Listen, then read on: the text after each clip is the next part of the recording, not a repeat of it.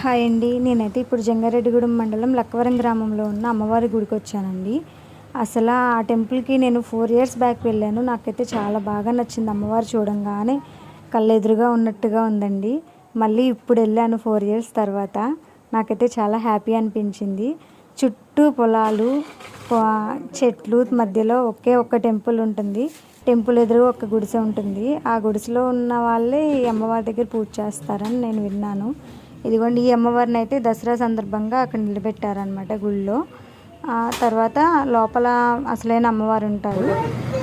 ఒకవైపు ఇలా నిలబెట్టిన అమ్మవారు ఉన్నారు కదా, అది కాకుండా ఈ అమ్మవారి విగ్రహం ఒకవైపు ఉంటుందన్నమాట. వెళ్ళేటప్పుడు గుళ్ళో కుడి చేతి వైపు ఉంటుంది. అదిగోండి, అసలు చూసారా ఎంత నిండుగా భలే ఉన్నది అమ్మవారు. మా గగన్ అయితే భయం వేసింది వాడికి ఒకసారిగా చూడంగానే. అంత నిండుగా ఉంటారు అమ్మవారు. ఆ గది ఎంతైతే ఉంటుందో గర్భగుడి, దాన్ని నిండుగా ఉంటారనమాట అమ్మవారు. పులి మీద కూర్చొని అసలు అలా మనల్ని చూస్తున్నట్లుగా ఎంత బాగుంటుందోనండి. అసలు నాకైతే చాలా బాగా నచ్చింది చూడంగానే. ఖచ్చితంగా మళ్ళీ ఒకసారి రావాలి అనుకున్నాను. తర్వాత ఇంకా పెళ్ళైపోయినాక నాకు రావడం కుదరలేదు. మళ్ళీ 4 సంవత్సరాల తర్వాత ఈరోజు వెళ్ళాను ఆ టెంపుల్కి. అసలు చాలా చాలా హ్యాపీ అనిపించింది నాకైతే. ఒక్కసారి మీతో కూడా అమ్మవారిని చూపించి నా హ్యాపీనెస్ని షేర్ చేసుకుందాం అనిపించింది. అదిగోండి, చూసారా అమ్మవారు ఎంత బాగున్నారో అసలు.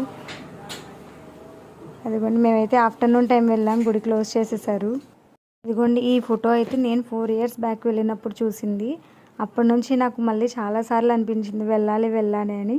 అది ఈరోజు కుదిరింది. అది కూడా దసరాల్లో వెళ్ళడం నాకు చాలా